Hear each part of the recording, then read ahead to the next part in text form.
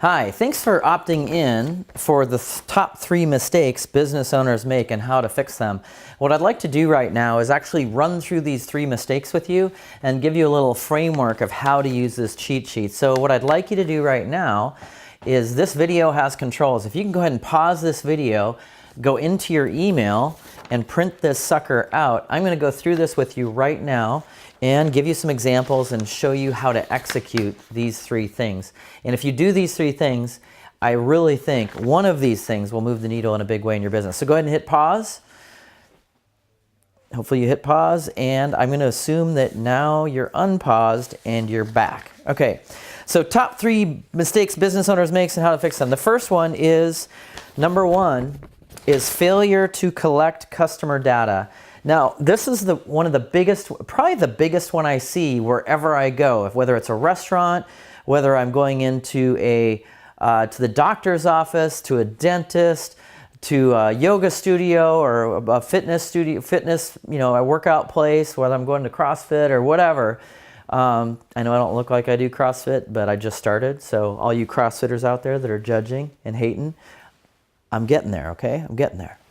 I'm the guy with the bands that's getting the help on the pull-ups. Anyway, so failing to collect customer data. What do I mean by that? And every single person that comes into your place of business or comes into, it doesn't even have to be a brick and mortar store, whether they come via the internet or if you have a brick and mortar store or a studio or whatever, it doesn't matter. Failing to collect contact information is a deadly trap. Okay, so I can't tell you how many restaurants I go to. Restaurants are a great example where they don't collect the data. And in every business we've had since the very first one, I've always made this a focal point. And I'll give you an example. About 2 years ago, we started a shopping mall business. And in the shopping mall business, we had a decent number of transactions. And within 6 to 10 months, I think it was with 6 to 10 months, I looked at how many pieces of contact data we've had. So when I talk contact data, I'm collecting email address and phone number. It's super important to collect phone number. And the reason why is because nobody opens emails anymore. I shouldn't say nobody, but almost everybody ignores their inbox and most of what's in it. They scan for like what's really, really important to them and ignore the rest. Well, the chances are they're ignoring your emails. So phone numbers are critical so you can send text messages. But what happened is after 6 or 10 months in business, we'd collected 16,000 names, okay? Which allowed us to do something that I call push button money, okay? Push button money is a very simple concept. You push a button and you collect money. Now, if you don't collect their data, then you can't push the button and collect the money.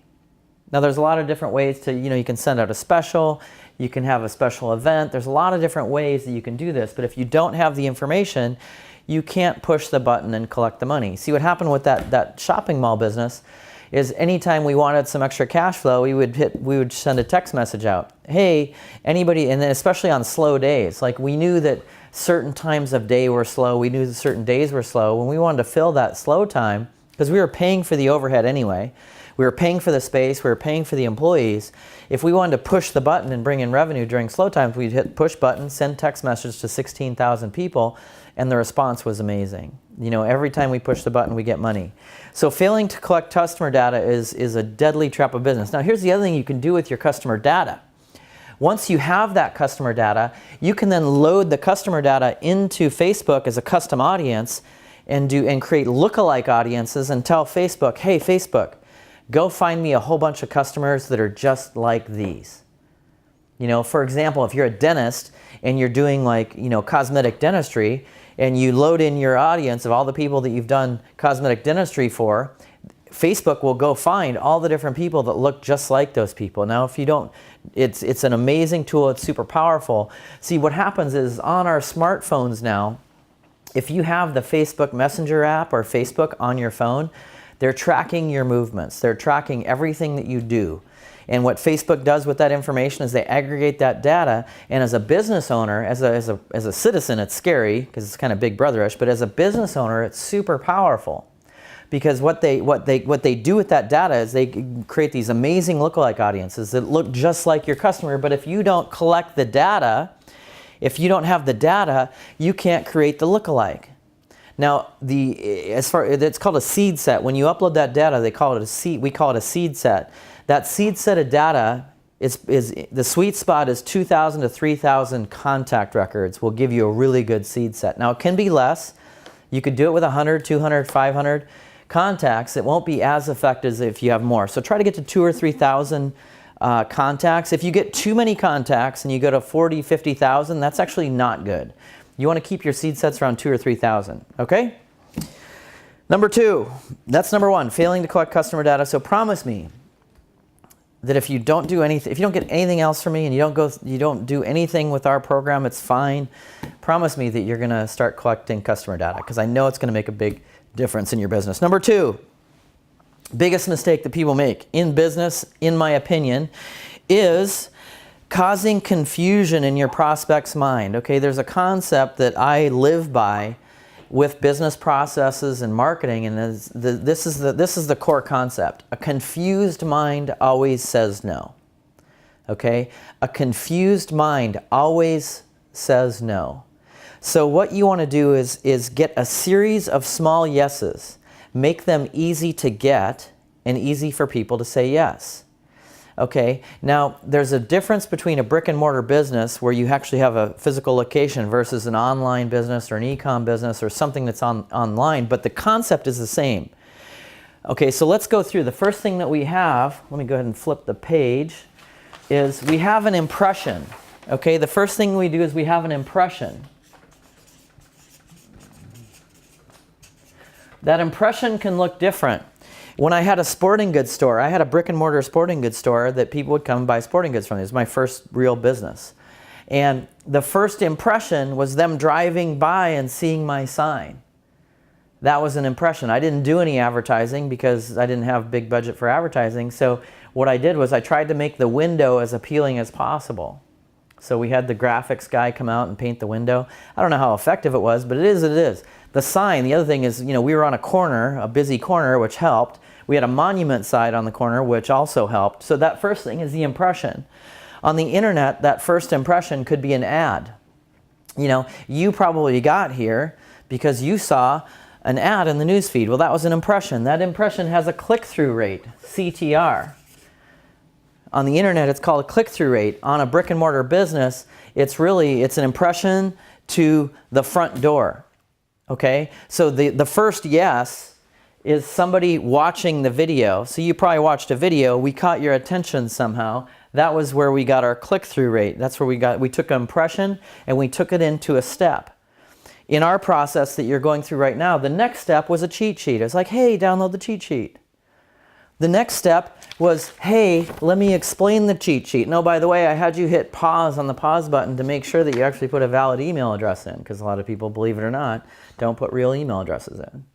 So if you fudged it, you can actually hit the back button and put a real email address in if you want to. Anyway, you don't have to, though. If you just want to get value, I'm cool with that too. All right, so next thing is, so let's just say we have a brick and mortar business. They drive by, they see your sign. What's the next thing that has to happen for you to get money? That's the question you have to ask yourself. What is the next thing I have to do to get money? So let's just say they drove by, they saw the sign, they're like, yeah, let me check this out. They walk in the door, then what happens? They get greeted. Now, how you greet a customer, believe it or not, and I actually studied this because we tested this extensively, because we actually tracked how many people came in our door versus how many bought in my sporting goods business, my brick and mortar sporting goods business. So how many people come in the door, and how many of those people that come in the door that buy something, the next point of contact or decision is, how do you greet that person? And believe it or not, in a traditional brick and mortar business, that experience of how you greet somebody will turn people on or turn people off. A lot of businesses could just get better at saying hi to people and increase their revenue, believe it or not. I remember I went to a Porsche dealership one time. I wanted a Panamera, and I was making a stupid amount of money, and a Porsche Panamera was about 1 week of my of my income. So I was like, you know what, screw it, I'm gonna go down and write a check. I walked into the Porsche dealership, and now I don't normally wear a suit. I'm a very casual person. I'm only wearing a suit right now, so you don't look at me like I'm a schmo. Although you might be looking at me like I'm a schmo anyway, because I kind of am. But thankfully, I have a lot of experience that might help you make more money in your business. So try to get over the schmodom of who I am. But anyway, so I walk into the Porsche dealership. I have on flip-flops, board shorts, and a t-shirt. And I walk in, I'll never forget this. I felt like the movie Pretty Woman. You know, I was like the hooker in Pretty Woman. I walk in, the person at the front gives me the up down, and keeps on going. I walked through that dealership for about 20 minutes. Not a single person said hi to me because of the way I looked. I was ready to write a check for a car that was over $100,000. And not a single person greeted me. Now, I'm sure you're doing a better job than those guys are, but the thing I would tell you is that is the next yes. So once you say hi to somebody and you welcome them warmly in an engaging way that makes them feel welcome, then what happens? What's the next step in the process? Maybe they come to a register, maybe they're looking for stuff, maybe it's a tour. If you have a yoga studio or a fitness studio, maybe it's a tour and they have to say yes to taking the tour. Then once they take the tour, you want to give them a compelling offer that they say yes to, and it's yes, yes, yes, yes, yes. Anytime you break that chain of yeses with a no, you create an interruption which causes the flow of money to stop in your business. So it's a series of small yeses end up making a huge difference in the revenue of a business. And you can just look at your processes and say, is it easy for them to say yes? Is it easy for them to say yes? Every single thing should do one thing and one thing only. If you try to get multiple yeses at the same time, you have confusion, and where you have confusion, a confused mind always says no. Okay, number three on the cheat sheet of our top 3 business mistakes is creating a people-dependent business instead of a system-dependent business. Now, I learned this the hard way. So I went from being a brick and mortar sporting goods retailer to an online sporting goods retailer. I started a business called sportscloseouts.com back in 2002. And what happened was the internet was exploding. I actually at the time was flat broke. I had nothing. I'd just been through a divorce. I just had 3 people die in my family in the same week. I was flat broke. I was actually couch surfing. I didn't even have a place to live. I was homeless. And I didn't even have $20. True story. I had nothing. I'd hit rock bottom, and I took, this girl owed me $800, and I owed that same $800 to my friend Amanda, and I called Amanda and I said, hey Amanda, can I pay you in 30 days? And Amanda said, sure, no problem. You can pay me in 30 days. So what I did is I bought some bats because I knew sporting goods. I'd been a sporting goods retailer in the past. I'd been a manufacturer's rep at a sporting goods company, so I understood both sides of that business. So I bought some bats, I sold them on eBay. I made $500 in a week on $800. It was amazing. Now so what happened was from $800, took all the money. I was in business with my then girlfriend. We've been dating like 5 or 6 weeks. Now she's my wife. We took all the money, the $800 she wanted in. We took the $800. And now it was $1,300. We took the $1,300, turned it into 2 into 4, 4 into 6, 6 into 8. And what happened was we had an explosive growth. We did, from $800, we did $600,000 the first year, $1.1 million the second year, and $3.35 million the third year. When you grow fast, if you don't systematize, you die. Okay, the value of your business, you can tell whether you have a business or a hobby, and I love the E-Myth. If you haven't read the E-Myth, it's a great book. And I went through the E-Myth Mastery Program. It was priceless. It was awesome. But actually a lot of the E-Myth concepts is what we teach in NeuroGym Business Black, which is a program we have here at NeuroGym. But what am I saying? Oh, system-dependent business. If you can leave your business for a year and you can come back and it's bigger than when you left, you have a system-dependent business. If you leave for a year and you come back and it's smaller, then you have a people-dependent business. Okay? Now there's 3 keys to creating a system-dependent business. Okay, this is just a real high-level framework. There's a lot more information that we'll get into at later content within this program, but The first thing is org chart. You know, start out with your org chart. I write like a 4-year-old. Your organizational chart. Start mapping out all the different positions within your company in an org chart. Now, when you're a small business owner, sometimes you wear many hats. So if you're the CFO and the COO and the COO, that's okay. And let's say you're the head of marketing, you're the head of operations, and but you want to map out the org chart. And then within each position, so it goes org chart into position contracts.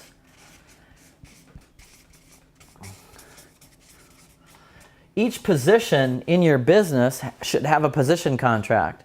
And the position contract is a detailed system of exactly what it is that you do. What is it that this person does, who does this job? Step-by-step systems on what they do, and then put it into a contract that they sign, the employee signs and says, yes, I agree to do these things. It's in a position contract. It's what do you do and how do you do it? Okay, the what do you do is in the contract, and the system, the documented system behind it is how do you do the job. And then the last part and the most important part is KPIs. KPIs, key performance indicators. See, people want to do a good job. Employees want to do a good job, and I'm sure if you like me have had, I've had thousands of employees over the years. And most people want to do a good job. And KPIs are a way to hold them accountable and reward people who actually produce results. There's nothing that drives me more nuts than an employee who is so, they work so hard at looking busy and doing nothing. This totally gives them no place to hide. You know what I'm talking about. The person that does a great job of looking busy and doing nothing. And all they do is suck your payroll, and that money that goes into the payroll for that person that isn't doing anything is coming right out of your pocket and my pocket. So org chart, establish what are the positions of my company. Position contracts this is what you do. Systems behind those position contracts, this is how you do it. And then key performance indicators to measure results. Now, I'm sure you've heard this before, so I'm not telling you something new. McDonald's is the perfect example of a well-run, systematized business. And that's why they grew so fast. I mean, let's be honest, their food is terrible. I know in recent years they've tried to make it better, but let's just face it. If I said, what's the best hamburger you've ever had? It's not going to be a quarter pounder with cheese. Okay? But what they do really well is they systematized everything, and they're managing systems and not people. Okay? The people fit into the systems. It's not a people-dependent business. If the fry guy leaves and decides that he wants to move, a new fry guy comes in, they watch a video, they figure out how to make fries, and they are measured against the results of those fries. Does that make sense? So systematize your business. Anyway, I really appreciate you coming here. If you would like a free strategy session with one of our program strategists, there's a link on this page. It's a no obligation. We just want to be of service to you and see if there's a good fit for us to continue to help you further. If not, it's okay, but I really hope what happens is with these 3 things, I hope that we've made your life and your business a little bit better. If you can take one thing away from this and implement it into your business and turn the rudder just a little bit on your business, I'll have done my job, and I'm glad to do it. So thank you so much. Click on the link, get a free session with one of our program strategists, and we look forward to seeing how we can serve you in the future. Thank you so much. Bye-bye.